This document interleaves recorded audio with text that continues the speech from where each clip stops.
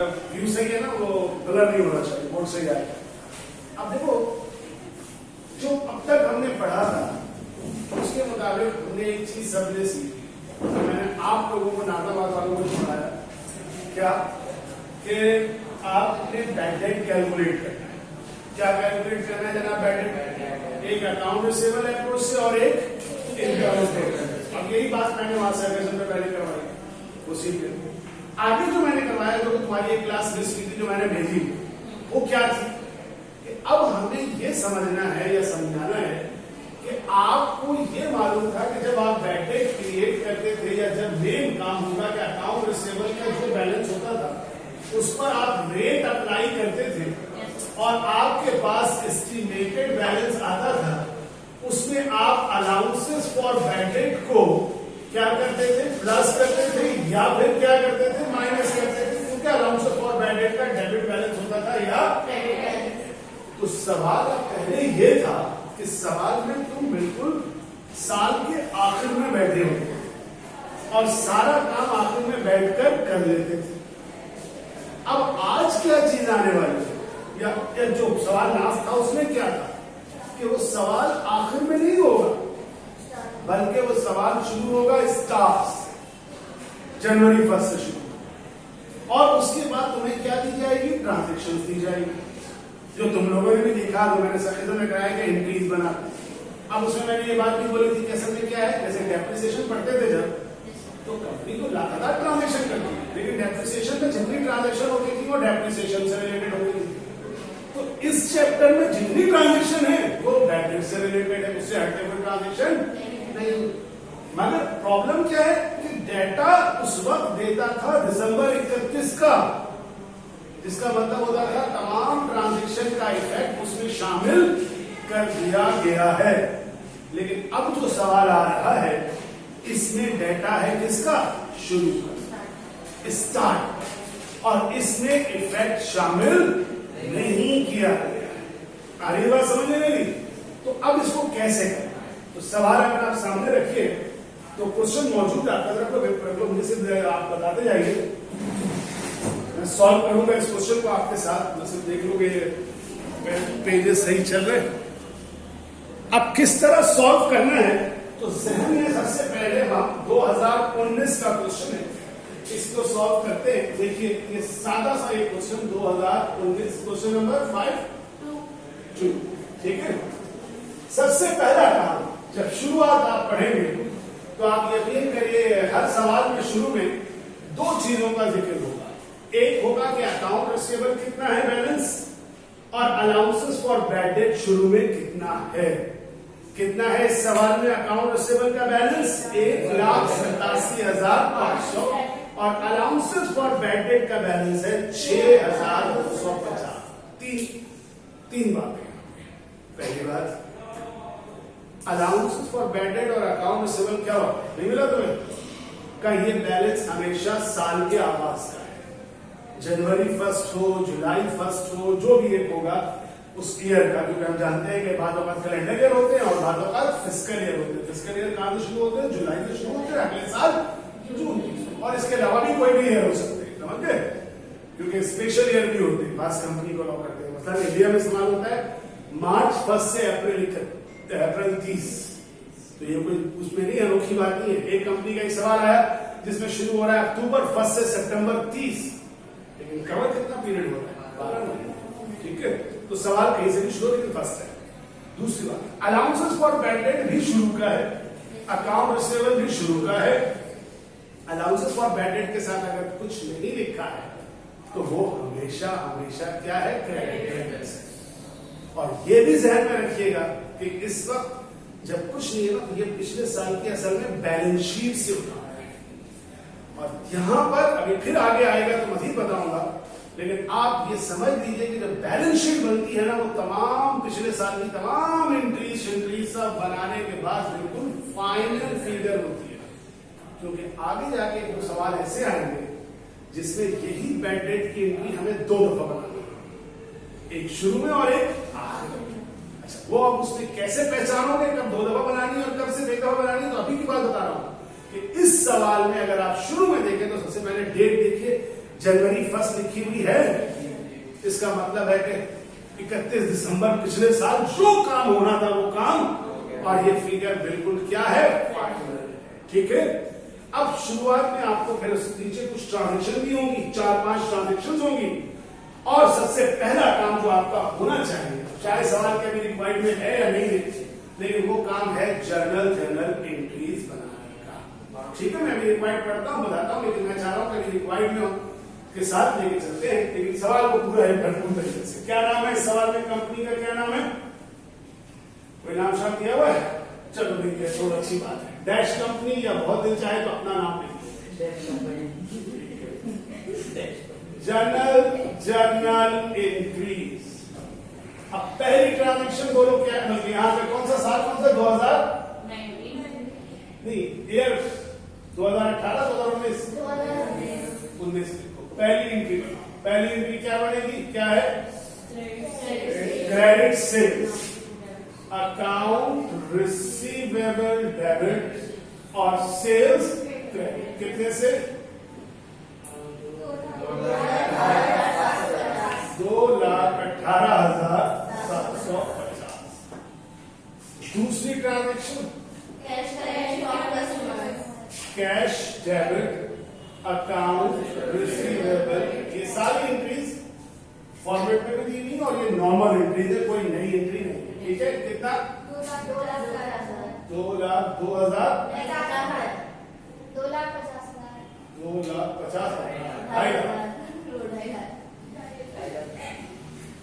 अच्छा, उसके बाद तीसरी एंट्री फिर सेल्स की, sales return debit account receivable credit. एक तो मुझे बड़ी नफरत होती है जो फिगर में 250, 500 घुसा देते हैं, तो भाई पूरे निकले, हाँ मखा बच्चों में टाइम जाए। बैड डेट रिटर्न सिखा चुका हूँ, allowances for bad debts debit account receivable credit. कितने से, 8,750।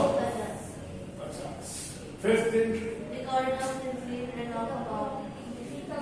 रिकवरी ऑफ, रिकॉर्ड गलत लिखा हुआ है, रिकवरी होगा, record of, record of, record बनता नहीं है, रिकवरी हो गई, गलत टाइपिंग मिस्टेक है आपके फाइल में, पहले दफा इसमें आई है, मतलब वो गलत होता है, ठीक है। रिकवरी 2 एंट्री, पहली entry account receivable debit allowances for bad debts credit, दूसरी एंट्री कैश डेबिट अकाउंट, कितना, 3,750।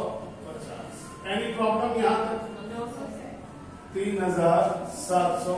अब ये जनरल एंट्री सारी हमने बना ली, इसके साथ ही एंट्रीज का वो जो है फैक्टर जो है वो खत्म होता है।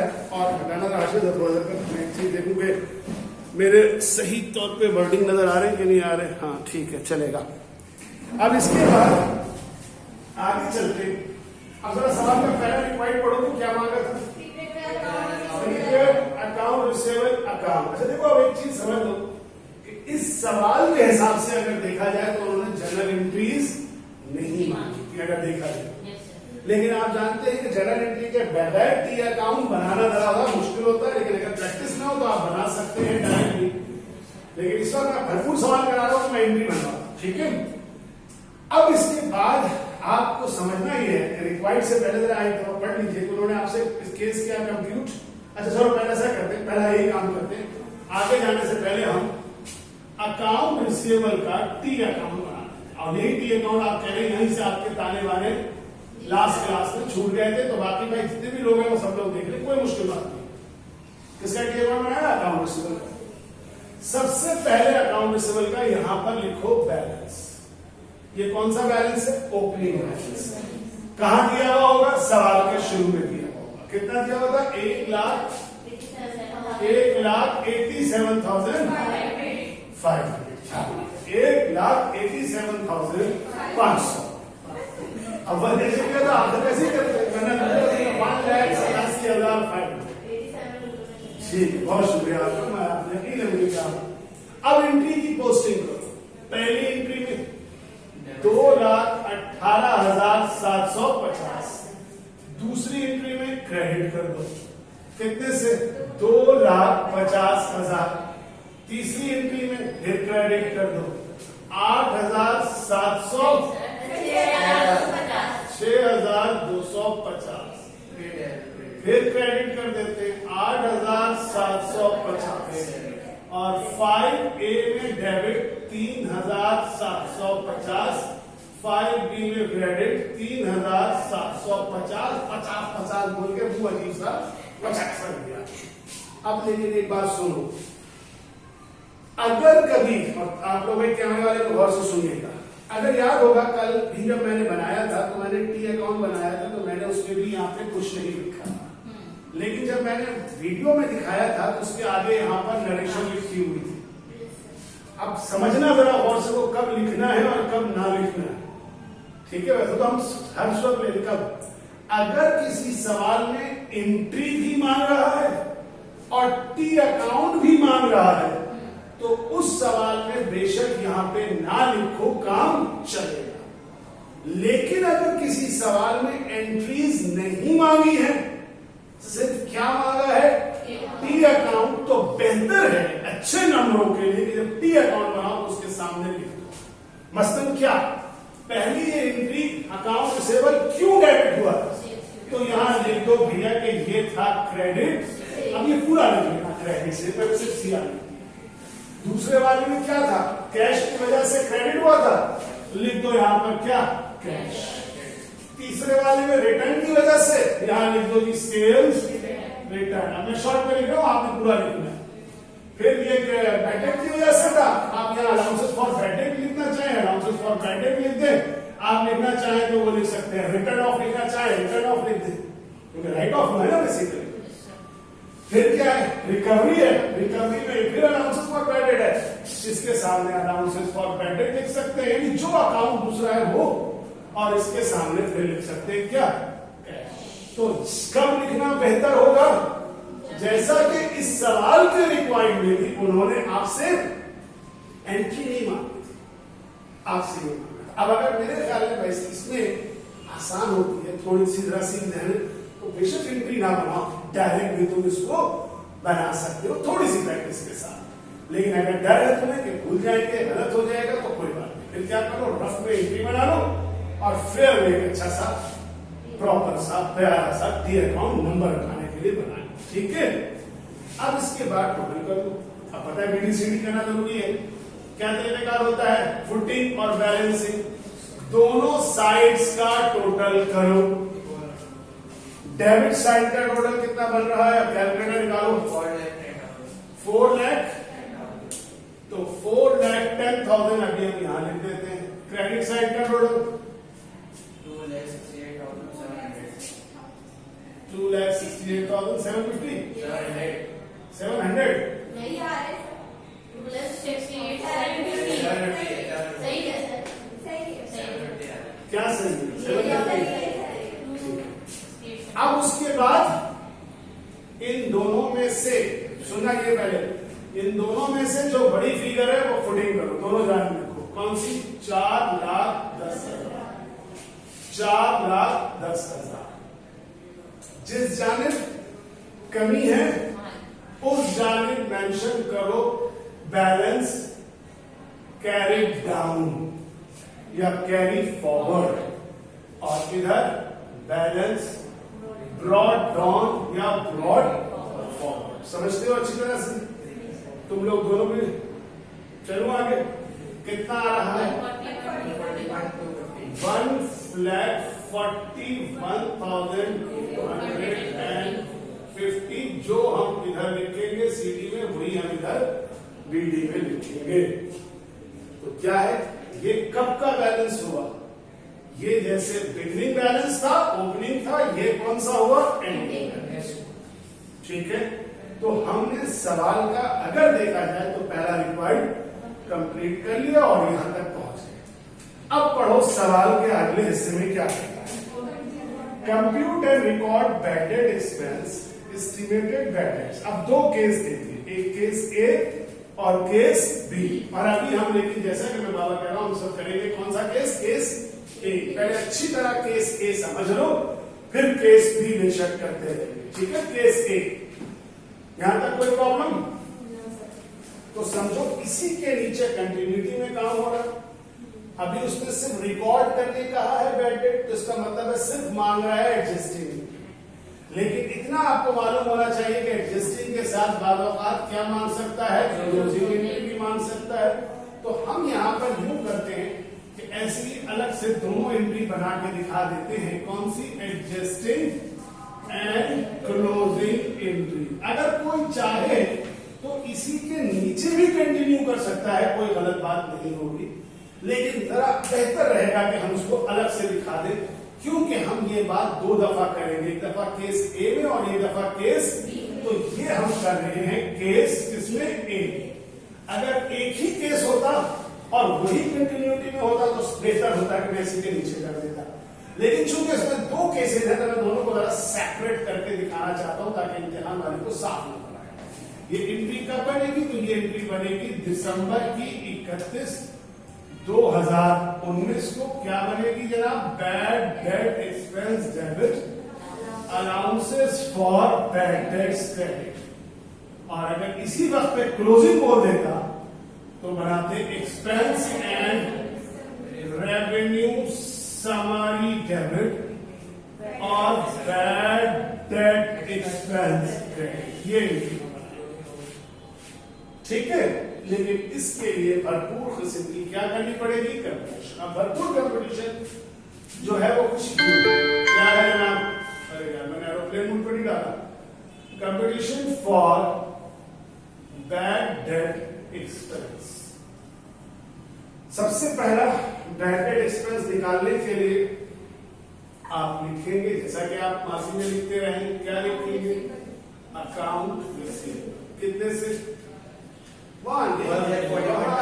देखो यही मैं कह रहा हूं, आप यहां से देखेंगे, वहां इसलिए नहीं तो शुरू के बैलेंसेस थे, इतना काम किया ही इसलिए, वहां से बना फाइनल में नहीं देखना, यहां से ऊपर कौन सा बैलेंस? 1,41,000। इससे पहले तुमको एंड में काम करते थे तो फौरन वहां से देख को उठा लेते थे, यहाँ ऐसा नहीं करना, क्योंकि यहाँ तो सब शुरू के बैलेंस है। वो बैलेंस बहुत ही तो 1,87,000 तो सब गलत हो जाएगा, क्योंकि तुम ये काम कब कर रही हो? तुम्हारा ये काम हो रहा है दिसंबर की 31 को, और वो बैलेंस कब का है? 187 शुरू कर। अब इस पर अप्लाई करो रेट। क्या रेट दिया हुआ था क्वेश्चन में? 4%। 4% अप्लाई करो, 5,600। इसको क्या कहेंगे? ये है एस्टिमेटेड बैलेंस। अब क्या करें? अलाउंसेस फॉर बैड डेट का डेबिट बैलेंस या क्रेडिट बैलेंस वाला काम? कितना है अलाउंसेस फॉर बैड डेट का डेबिट और क्रेडिट? अब आप अगर सवाल में देख रहे हैं तो फिर सुन लीजिए कान खोल के, क्योंकि अलाउंसेस फॉर बैड डेट का वो बैलेंस जो सवाल के शुरू में दिया हुआ है वो तो जनवरी 1 का है, वो तो ओपनिंग बैलेंस है। पता है क्या करना होगा? और करना ये होगा कि आपको एक other allowances for bad debts का भी बनाना पड़ेगा। क्या? टीआर। और कान खोल के सुन लो, इससे तो जान छूट सकती है, इस टी अकाउंट से जान नहीं छूटेगी।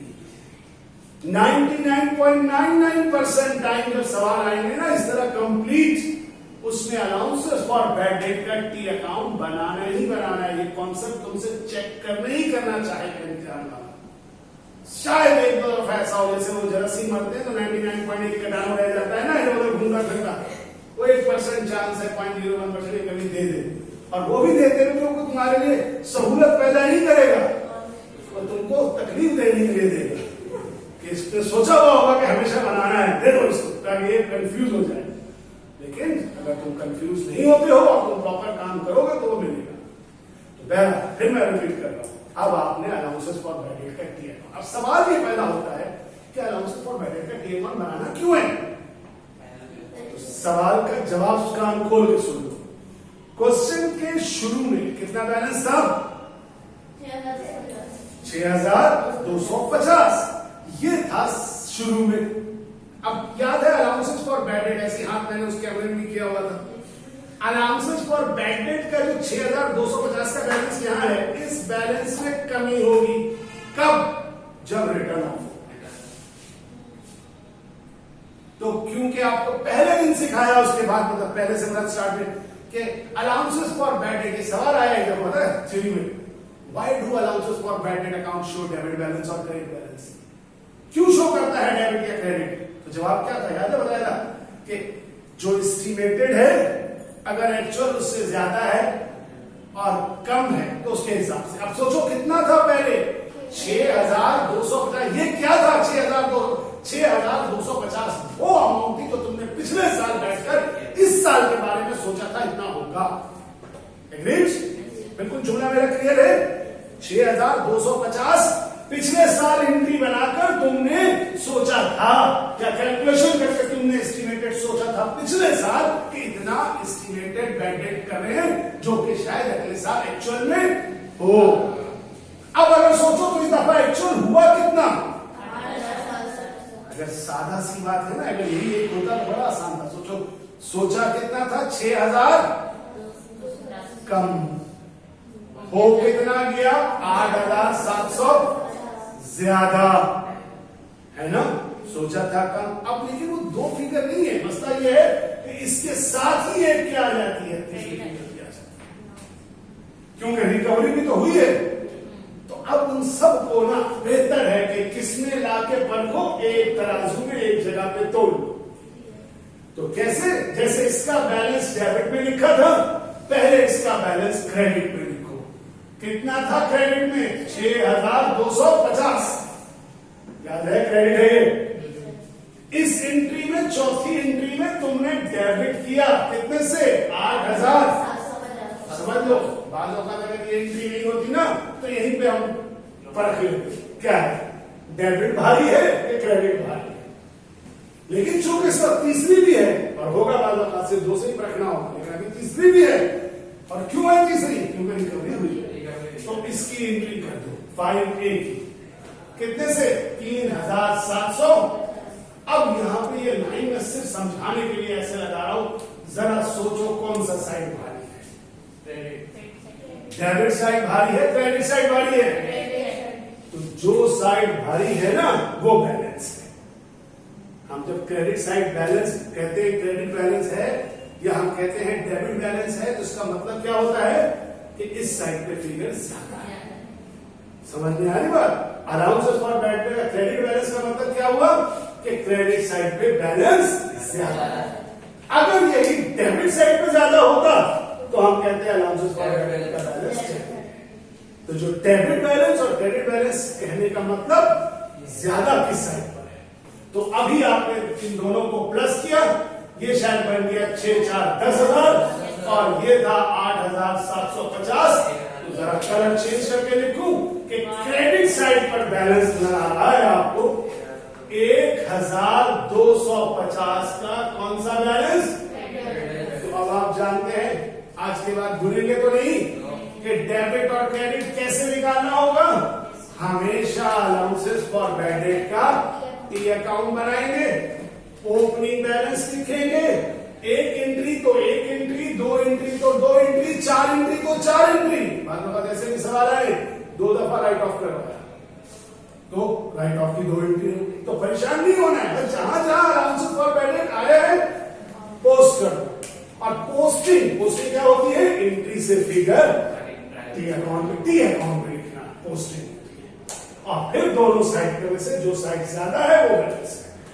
अब ये 7,1250 क्रेडिट है तो इसमें से माइनस कर दो। देखो वैसे ही जैसे लिखते थे कि अलाउंसेस फॉर बैड डेट का क्रेडिट बैलेंस है 1250। कितना बचा? 4400। ये है आपका क्या? Bad debt expense. और ये भी 4400 इस एंट्री में लिख दिया जाएगा। ठीक है, लेकिन अभी जरा सा कहते हैं थोड़ी पिक्चर बाकी है मेरे दोस्त। क्या बाकी है पिक्चर? कि अब भी इसको कंप्लीट करो। जैसे उसका BDCD पूरा किया था, इसको भी कंप्लीट करो, क्योंकि ये 14,1250 तो बन गया, लेकिन ये कहां तक एंट्री के बाद है? यहां तक। उसके बाद तुमने फिर बढ़ाया कि नहीं बढ़ाया? तो क्या करना होगा? करना ये होगा कि इसमें दिसंबर 31 वाली एंट्री की भी पोस्टिंग कर 4,000। अब ऊपर वाले को छोड़ देना, समझ गए? तो टोटल अगर मारो तो कितना बनता है? ये बनेगा 5,650। इधर भी 5,600। यही समझ लो CD है और यही समझ लो क्या है। और इसका चेकिंग ये है कि ये हमेशा बराबर होगा। क्यों? क्योंकि तुमने तो कहा ही था कि ये एस्टिमेटेड है। यानी इसका मतलब तुम कहते इतने अकाउंट रिसीवेबल में से, इतने अकाउंट रिसीवेबल में से 4% नहीं मिलेगा। किस साल? अगले साल। तो बैलेंस में कितना होना चाहिए पड़ा हुआ? 5,000। यही आया कि नहीं आया? अब यहां मैंने अकाउंट में एक छोटा सा मॉडिफिकेशन मारा है इस वजह से। अगर कभी कोई चाहे तो ये समझ लो कि कुछ यूं करके भी बना सकते हैं, यानी डायरेक्ट बना सकते हैं। कैसे? 6,250, 3,750, 8,750। अब ये जो मैंने ब्लू से ये किया ना लाइन, ये इमेजिनरी है। इमेजिनरी का मतलब ना लिखो, खुद ही चेक कर लो। इतना इधर आ रहा है, इतना इधर आ रहा है। अच्छा क्रेडिट। ये जो मैंने लिखा है ये सिर्फ तुम्हारे को दिखाने के लिए। नहीं समझ में आई बात? ऐसा मुंह बनाया तुमने, मुश्किल मत देखो। बात समझ, मैं नहीं करता।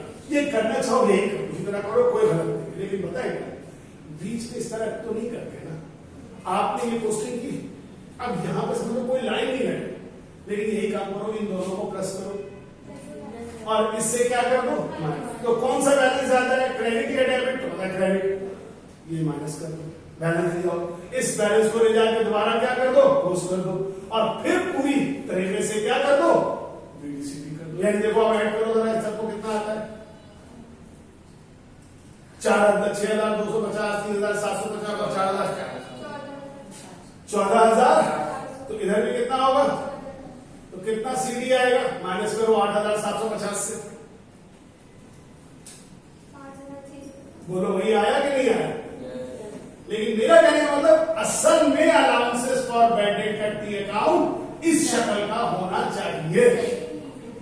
सही है? लेकिन इसमें इजी तो है, मगर प्रॉब्लम यह है कि तुम्हें ये 1,250 निकालना। मैंने अपने सोल्यूशन में इस तरह शो करके दिखाया। अच्छा ये एग्जाम में भी गलत नहीं करेंगे, सही है? क्योंकि बच्चों को निकालना होता है। तो अगर चाहो तो इस तरह करो, चाहो तो इस तरह करो, लेकिन इसमें सिर्फ परेशानी क्या होगी कि तुम्हें जरा सी मेहनत करनी है। मुझे नहीं मालूम आपको कौन सा आसान लगता है। अब आसान मुश्किल क्या है यार? अगर समझ में आ जाए तो कोई बात ही नहीं है, दोनों ही आसान है, लेकिन लॉजिक समझना जरूरी है। क्योंकि ये लाइन लगा दिया था तो मैंने ऊपर वाले टोटल को इस टोटल में शामिल नहीं किया। कंफ्यूज मत होना बस हाँ मखा की बात में, ठीक है? अगर नहीं तो यही तक अपने आप को रोक के इसी तरह कर लो, बात सही है। अब यहीं पर सवाल में पता नहीं है या नहीं, लेकिन बाज़ औक़ात आपसे मांग सकता है क्या बना के दिखाओ।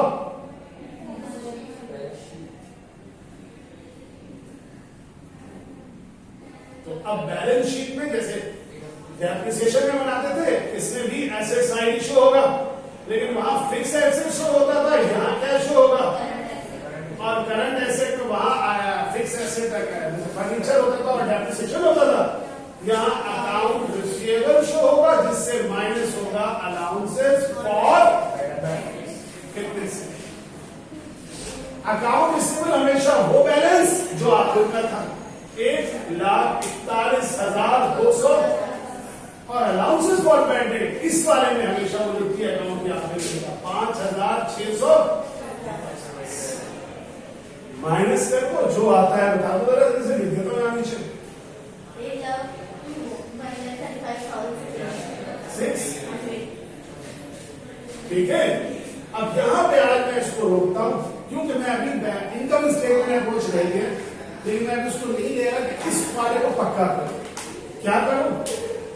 फाइवर में भी ऐसे सवाल ढूंढ लो, ठीक है, कहीं आए, लेकिन अगर फाइवर से नहीं तो जो मैंने पिछली क्लास में करवाया है, कौन सा करवाया था, वो क्वेश्चन जो मैंने करवाया है वो क्वेश्चन और उसके बाद वाला स्टडी नोट्स का क्वेश्चन, उन दोनों को करो ताकि अभी ये पक्का हो। याद रखना मेरी बात, अगर लगता भी है तुम्हें कि आ गया है तो बेटा कम से कम 2 सवाल लाजमी अभी के अभी करो, वरना होगा क्या, मिक्स हो जाएगा। पता है क्या आ जाता है, लेकिन फिर मैं कराऊंगा इनकम स्टेटमेंट एप्लीकेशन, तो क्या होगा, उसमें थोड़ा चेंज आएगा। अब चेंज आएगा तो तुम्हारे दिमाग में दोनों चीजें मिक्स हो जाएंगी, मिक्स हो जाएंगी तो लाभ आधा गलती कर देते हैं बच्चे। इसीलिए मैं यहां रुक जाता हूं और कहता हूं कभी पहले इसको बिल्कुल पक्का करो, खुद से करो, 2 सवाल नए करो और उसके बाद मुझे बताओ। तो कल फिर मैं यही चीज ऐसे ही एक पे छोड़ देना, बेशक इसके आगे जहां पे नोट किया है इसी के आगे इसी से रिलेटेड इनकम स्टेटमेंट सिखा दूंगा।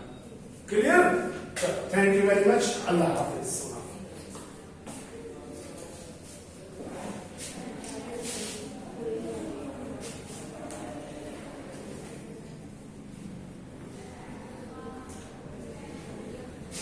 सही नजर आ रहा है सबको?